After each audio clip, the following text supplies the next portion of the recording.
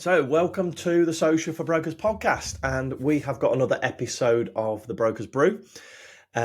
These are going to be tips and strategies talking through my knowledge of the industry, how we've helped clients in the past, with some real golden nuggets of how to win on social media. So, we're going to do it all in the time it takes to drink a nice hot brew. And today, we're going to be talking through, the 5 ways that you can increase engagement on your social media posts. Now, engagement is such a key word when it comes to social media, but what does it actually mean and how does it actually help you win more business? So, engagement on your posts means that more people will see your content because what happens is the social media channels, they want to put the most relevant pieces of information in front of other users. And it's a way they measure how relevant or how popular a post is by its engagement rates. So, simply put, the more engagement that you can get on posts, the more likely your content and your channels are to be found. So, it's a great way to start generating new followers as well. Now, the misconception is people think engagement on a post is somebody liking it, commenting on it, or sharing the post. Okay. What a lot of people don't realize that engagement can actually be a view of a video. It can be like the swiping of a across a post, like a carousel post, or simply somebody clicking on your photo. So it doesn't necessarily mean that somebody has to show an outward show of engagement with that like, comment, or share. It could be just them viewing your content. So how can we get them to view the content? That's the big thing. Human engagement would be fantastic in the form of like them dropping a comment or sending you a message. And that is the ultimate when it comes to engagement. And we'll talk about how we can do it further on in this episode. So let's first talk about the type of content that we can put out there. What can we put out there to increase the chance of having higher engagement on your social media posts? Okay. So the first point is to start telling stories, and you'll hear a lot about this in marketing. Stories that especially evoke emotion and show a bit of personality, they can really help your audience connect with you, which increases the chance of them commenting on your post or sending you a message off the back of a particular post you put out. So, for example, one post could be about how you started your business, how you went from, say, you were a full-time mortgage broker and you went into this one, the struggles that you overcame to get in that position, the mistakes that you might have made, the triumphs, the ups and the downs. People can always relate to stories and always will engage more so with stories because they might have had something similar happen to them in the past. And on a side note, it can help generate business as well because it means that these people are engaging with you. It means that they're going to like you more. So we talk a lot about liking and trusting somebody. We're always more likely to do business with somebody who we feel is similar to us and somebody that we like. So if you're telling these stories and your potential clients can relate to that story, they're much more likely to reach out to you compared to Smith's Mortgages down the road that don't talk about any personal experiences. Okay.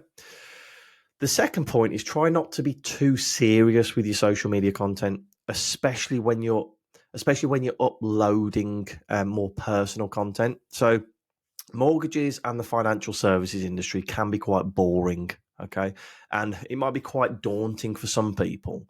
Now, I'm not saying go completely the opposite and start doing TikTok dances and all that type of thing. What I'm saying is just inject a bit of personality and maybe a bit of humor as well. So, for example, you could say, for example, if it's International Dance Day, you could upload some photos of you dancing, or if you're into your dancing, you can relate them to a hobby and then kind of do a photo in your stories about you trying to dance and trying to engage with your audience that way. Might be that you upload a photo of when you was a teenager and you kind of put, look, when I was 15, I really didn't think I was going to be a mortgage broker, but these steps led me to that point.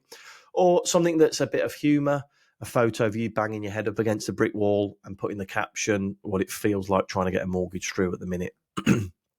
People, again, are much more likely to interact with that type of post compared to a business post. But we need the interaction on these personal photos in your Instagram stories or your posts on your grid that show a bit of personality, because it means the way that the algorithm works is if they engage with that particular post, they're much more likely to put your business post in front of them or on their grid, sorry, on their feed. Okay. What you can also do is make yourself a lot more approachable when you're uploading these type of posts, especially to your Instagram stories. You're almost inviting a comment, you're inviting that message and inviting that engagement, because again, it's content that they can relate to. Okay. I'll have a little sip of this brew, otherwise it's going to go cold. So the third point that you can do to increase engagement on your social media posts and your social media channels is something that's quite tough for some people to do, and I completely get it. And what it is, it's been vulnerable on social media. Now, the mortgage industry often has like this professional and polished image, but try and break the mold of that. Show people the highs and the lows of you running the business. Okay. So the roller coaster of it, it's something that we touched on before.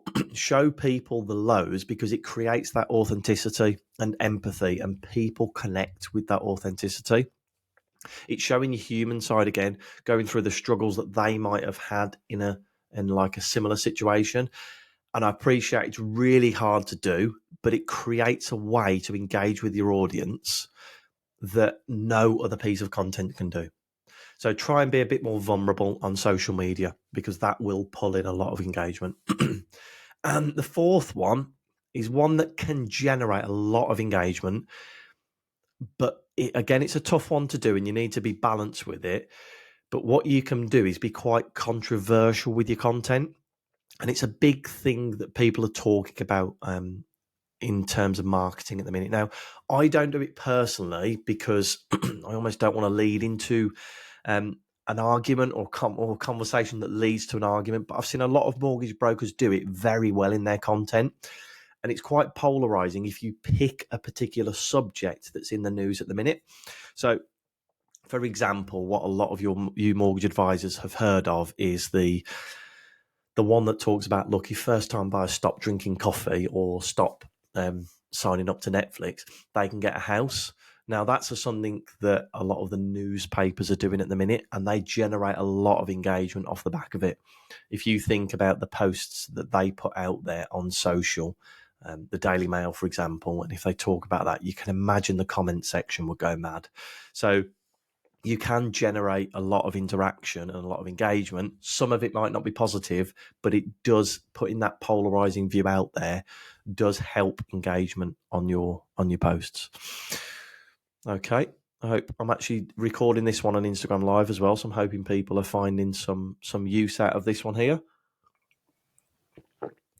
Now, the final one I want to talk about, before I actually get into that one, if you haven't signed up to our email list yet, we drop these kind of hints, tips, strategies and hacks all about social media every single week. So if you haven't signed up to our email list yet, if you go to socialforbrokers.com/blog, you can sign up for free there, and we'll deliver you an email every Wednesday with massive tips like these ones that I'm sharing here. So the final one that I want to talk about is content that is made for behind the scenes. So if you think about all of the celebrities, for example, perfect one is Keeping Up with the Kardashians. Now, that TV works so well because you got to see them outside of the spotlight. You got to see them, what they're having for dinner, what arguments they're having. That obviously always went down well. That's the type of stuff people are interested in. You don't have to upload arguments that you're having with your other half, but that type of stuff behind the scenes, the raw content, is very good when it's uploaded to the likes of Instagram stories. Now, as a mortgage advisor, and this is something I hear a lot from people, you might think that mortgages and what you do on a day-to-day basis is really boring, but to Joe Public, it can be really interesting. And an example of this, a perfect example, is I spoke to a client probably about a year ago now, and I said to them, on your stories, do a little experiment tonight. do an example mortgage affordability calculator, hold your phone to the screen and just record what you're putting in, and do an example. Mr. and Mrs. Smith, they both earn £30,000 each. This is their income. This is their expenditure. This is how much debt they roughly have. Then I hit this button, and then on there you can see how much a lender would be willing or likely to willing to offer you. Excuse me. So what happened is that got out on Instagram stories, and then she actually got 3 leads straight off the back of that. One of them was, I've been meaning to get in touch with you, but I've been keeping putting it off. But now I've seen you on my Instagram stories, it's so much easier just to send you a message than it is actually phone up the office. Okay. So that was one lead. The other 2 people didn't realize how straightforward that was, and they found it really interesting. Okay. So they could have used a calculator online. They could have easily done that themselves. But what this mortgage advisor did was show them behind the scenes how it worked. And those 2 people got in touch and booked for appointments. So those are 5 great ways that you can increase engagement, but I've got a couple of others as well. Okay.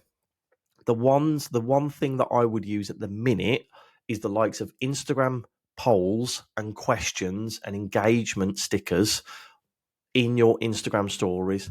All of these will increase your engagement. It will skyrocket it, okay? Because you could do them like quite personal ones. So what's everybody up to the weekend? Or you could do ones that are more business orientated, like what do you think is going to happen to the base rate? Those will really increase your engagement on your Instagram stories.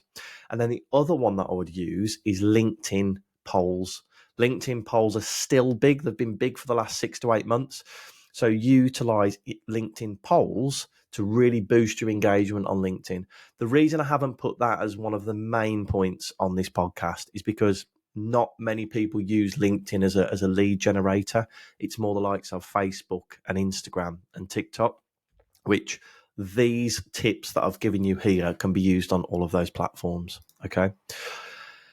If they're engaging with you in the stories from the bits that I've talked about there, the Instagram polls, questions, engagement stickers, when you then release a post on your grid, so a normal post, they're much more likely to see that post. And it's exactly the same rule on Facebook. The algorithm will work to try and put the most relevant content in front of that user. If that user has engaged with you in their stories, they think that mortgage post is very relevant to them. So they're much more likely to see your content.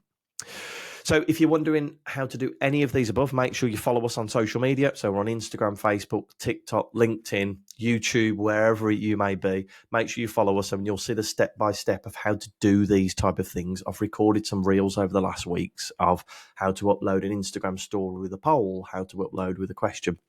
So make sure you follow us on there. Anyway, hope you've enjoyed this episode. I've still got a bit of this brew left, so I'm going to finish that one off. Again, remember, if you want to sign up to our email list, go to our website, socialforbrokers.com/blog, and you can sign up for free there. There will be an email coming out to you every week. Thanks very much for your time, and put these into practice. Let me know how you get on. Cheers.